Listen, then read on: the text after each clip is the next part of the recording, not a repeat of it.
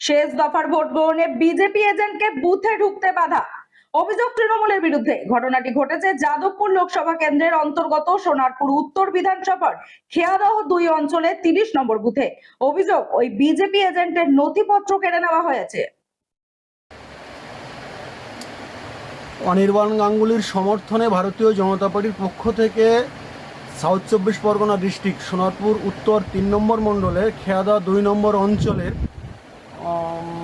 ভারতীয় জনতা পার্টির 30 নম্বর বুথে এজেন্ট যখন বুথের কাছে পৌঁছাতে যায়, তখন তৃণমূলের হারমাত বাহিনী কাটিপোতা সংলগ্ন এলাকা থেকে তার কিটটা হাত থেকে ছিনিয়ে নেয় এবং 28 এবং 29 নম্বর বুথে ইভিএম খারাপ আছে।